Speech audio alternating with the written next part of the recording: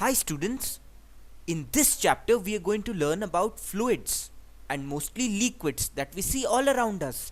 We are going to learn how bodies float, we are going to learn what happens to a fluid when it is accelerated, and we are even going to learn interesting things like how we can use the power of fluids to lift something, as massive as a huge truck.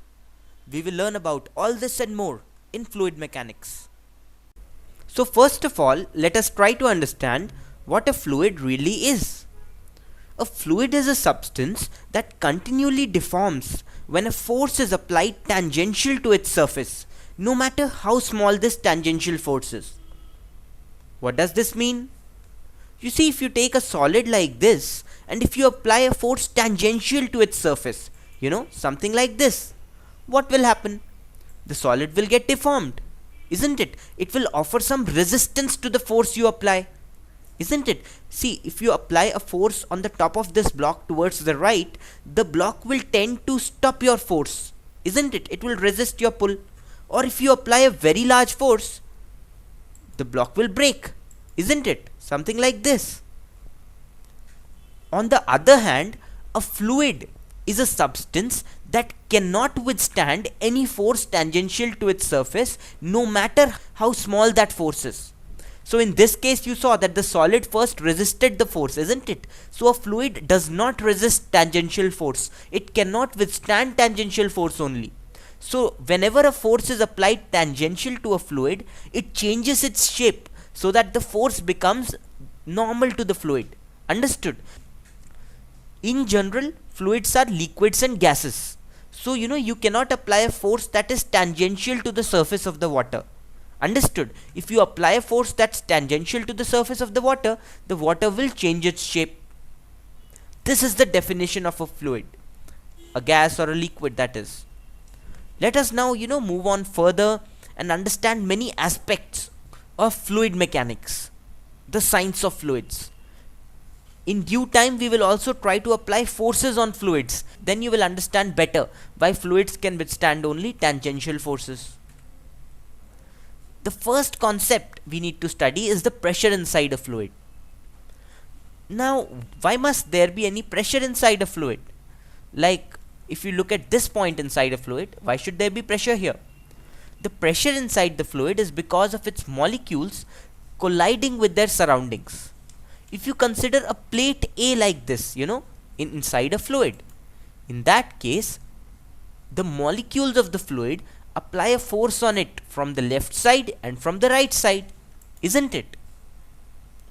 The pressure being applied on this plate of area A is the net force on the left divided by A. Understood? Force upon area. Similarly, the pressure from the right is force upon area. So the pressure at any point in a fluid is because of the molecules colliding with their surroundings. So if you take any surface area like this, molecules from the left collide with this surface, molecules from the right collide with this surface, and that is why there is pressure inside a fluid. Understood? And what is the value of the pressure inside this fluid? It has been found by scientists that the pressure inside a fluid is constant in the horizontal direction if the fluid has a constant density. So for example, liquids like water, oil, mercury, all of them have constant pressure in the horizontal direction. This has been found by scientists. On the other hand, in the vertical direction, pressure varies. Let's look at the pressure variation inside a fluid in the vertical direction. We've taken this blue fluid here and we've taken a very tiny element, that is a small cuboidal element inside this fluid here towards the bottom. Now let us try to calculate the net fluid pressure in the vertical direction about this block. This elemental block is a distance y below the surface. Its width is dy. The liquid is at rest. What will be the pressure at this distance y from the surface of the liquid? That is what we want to calculate.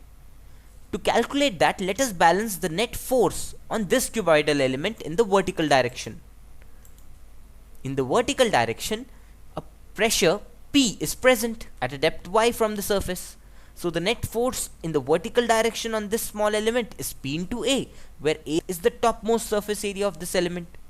The net force in the vertical direction upwards from the bottom is P plus dP into A. Now, as the width of the element is dy, as we move downwards, the pressure increases by dP as we move downwards by depth dy, isn't it? Of course, the weight of the element, dm into g, where dm is the mass of the element, also acts downwards. The element is at rest as the liquid is at rest. Balancing all these forces, we have Pa minus P plus dP into A plus dm into g equal to 0. The mass of the element is density of the liquid into surface area of one side of this element into width of the element, isn't it? Rho A dy. Dm is rho A dy, where rho is the density of the liquid. When we simplify this expression, dP by dy comes out to be rho g. Understood? This means that the pressure variation, as we go down inside the liquid with depth y, is such that dP by dy is rho g. So when we take dy to the other side and integrate on both sides with limits from P0 to P for pressure and limits from 0 to y for the depth below the surface of the liquid, we get this expression for the pressure at a distance y below the surface of the liquid. P equal to P0 plus rho gy. Understood? So you must remember this expression. The pressure at a depth y below the surface of the liquid for any liquid at rest and of constant density is P equal to P0 plus rho gy. Here P0 represents the pressure of the liquid on the surface. Understood? It's the pressure of the surface of the liquid. Now at the surface of the liquid, the pressure of the liquid is the same as the atmospheric pressure because the surface of the liquid is exposed to the atmosphere, isn't it? So P0 is generally taken to be atmospheric pressure also. Note that in this expression, we have taken rho to be constant. Rho is the density of the liquid. Understood?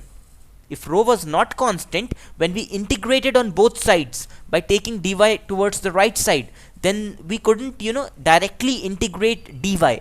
We would have to take into account the variation of density with y also. Understood? So this is the expression you must remember. Let's solve a problem now to understand this concept better. What is the pressure at points 1, 2 and 3 and 4? The atmospheric pressure is 10 raised to 5 pascals and the density of water is 1000 kg per meter cube. What is the pressure at points 1, 2, 3 and 4 if water is replaced with a liquid whose density varies as 1000 plus y kg per meter cube, where y is in meters? So well, this diagram is given in the question. We have to find the pressure at 1, 2, 3 and 4 if the liquid given is water in the first case and in the second case it is a liquid whose density varies as 1000 plus y kg per meter cube. So what do?